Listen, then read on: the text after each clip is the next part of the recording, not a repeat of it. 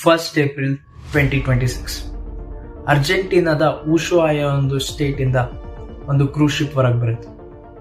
ಇದು ಅಕ್ರಾಸ್ ಅಂಟಾರ್ಟಿಕಾಗಿ ಹೋಗ್ತಾ ಇರುತ್ತೆ. ಆ ಕ್ರೂಸ್ ಶಿಪ್ ಅಲ್ಲಿ ಟೋಟಲ್ ಆಗಿ 150 ಮೆಂಬರ್ಸ್ 23 ಕಂಟ್ರೀಸ್ ಇಂದ ಇರ್ತಾರೆ. ಎಲ್ಲದು ಚೆನ್ನಾಗಿರುತ್ತೆ. ಸೊ ಅದು ಒಂದು ಟ್ರಾವೆಲ್ ಡೆಸ್ಟಿನೇಷನ್ ಆಗಿರುವಂಥ ಕ್ರೂಸ್ ಶಿಪ್ ಆಗಿರೋದ್ರಿಂದ ಅಲ್ಲಿರುವಂಥ ಪ್ಯಾಸೆಂಜರ್ಸ್ ಅಕ್ರಾಸ್ 23 ಕಂಟ್ರೀಸ್ ಇಂದನೂ ಬಂದಿರ್ತಾರೆ. ಎಲ್ಲದು ಚೆನ್ನಾಗಿ ನಡೀತಾ ಇರುತ್ತೆ. ಪ್ಯಾಸೆಂಜರ್ಸು ಇನ್ನೊಂದು ಪ್ಯಾಸೆಂಜರ್ಸ್ ಜೊತೆ ಚೆನ್ನಾಗಿ ಮಾತಾಡ್ಕೊಂಡು ಕಮ್ಯುನಿಕೇಶನ್ ಇಟ್ಕೊಂಡು ಎಲ್ಲ ಚೆನ್ನಾಗಿ ನಡೀತಿರ್ಬೇಕಾದ್ರೆ ಸಡನ್ ಆಗಿ ಒಬ್ಬ ಪ್ಯಾಸೆಂಜರ್ಗೆ ಫೀವರ್ ಆಗುತ್ತೆ.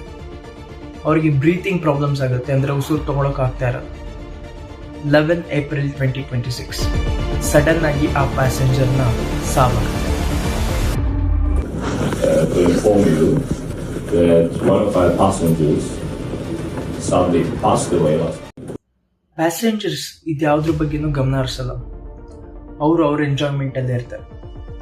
24 April 2026 ಈ ಕ್ರೂಸು ಆಫ್ರಿಕಾದ ಹತ್ರ ಇರುವಂತ ಒಂದು ಸೆಂಟ್ ಎಲಿನಾ ಒಂದು ಐಲ್ಯಾಂಡ್ ಅಲ್ಲಿ ಡಾಕ್ ಆಗುತ್ತೆ. ಡಾಕ್ ಆಗ್ತಾ ಇದ್ದಂಗೆ ಆ ಸತ್ತೋಗಿರೋ ಒಬ್ಬ ಪ್ಯಾಸೆಂಜರ್ನ ಪತ್ನಿ ಅವರ ಗಂಡನ ಡೆಡ್ ಬಾಡಿ ಜೊತೆ ಆಫ್ರಿಕಾದಿಂದ ಆಮ್ಸ್ಟರ್ಡ್ಯಾಮ್ಗೆ ಹೋಗೋ ಒಂದು ಫ್ಲೈಟ್ನ ತಗೊಳ್ತಾರೆ. ಅವ್ರು ಇನ್ನೇನು ಫ್ಲೈಟ್ ಹತ್ತಿ ಕುತ್ಕೋಬೇಕು ಅಷ್ಟರಲ್ಲಿ ಅವರ ಹೆಂಡತಿಗೂ ಕೂಡ ಬ್ರೀತಿಂಗ್ ಪ್ರಾಬ್ಲಮ್ ಸ್ಟಾರ್ಟ್ ಆಗುತ್ತೆ. ಸೊ ಅದೇ ಫ್ಲೈಟಲ್ಲೇ ಅವ್ರು ಕುಸಿದು ಬೀಳ್ತಾರೆ. ಅದಾದ 3 days ಅಲ್ಲೇ ಅವರು ಕೂಡ ಸತ್ತೋಗ್ತಾರೆ.